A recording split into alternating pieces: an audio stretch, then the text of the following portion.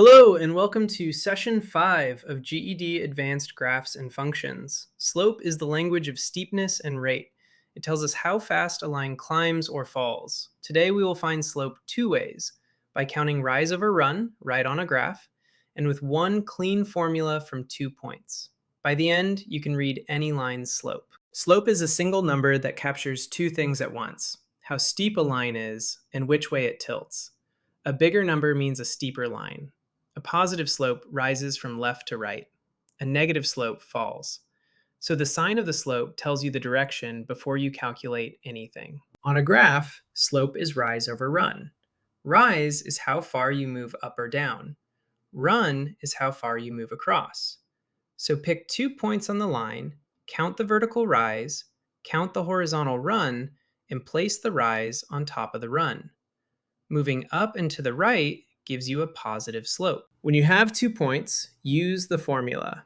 Slope m equals y2 minus y1 over x2 minus x1.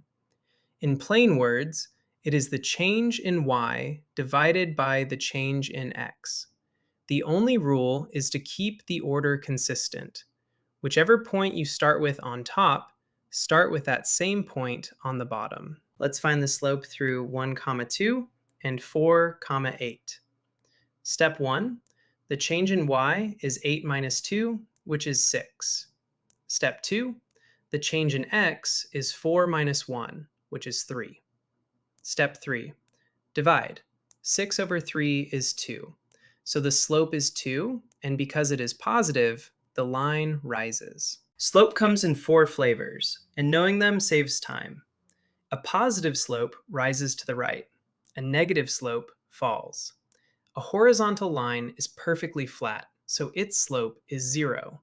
And a vertical line is so steep that the run is 0, which makes the slope undefined, because we can never divide by 0. Here's a smart habit. Before you trust your number, glance at the line. If the line clearly rises, but your slope came out negative, you know to recheck your subtraction. The picture and the sign must agree. This one quick check catches most slope mistakes on test day. 3 traps to avoid. First, never divide run by rise. Slope is rise over run, not the other way around. Second, keep the point order the same on the top and the bottom of the fraction. Third, remember that a vertical line's slope is undefined, not 0. Small care here brings a big payoff. Let's lock it in. Slope measures steepness and direction. From a graph, count rise over run.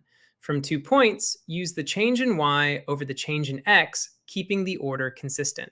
Positive rises, negative falls, 0 is horizontal, and undefined is vertical.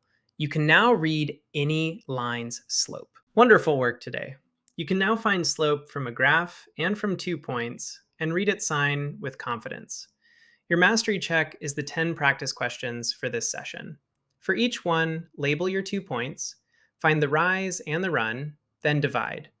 To read the full lesson notes and practice more GED graphs and functions questions, visit the course page at www.bridgetoexam.com. I will see you in Session 6, where slope becomes a real-world rate of change. Keep going. You are doing great.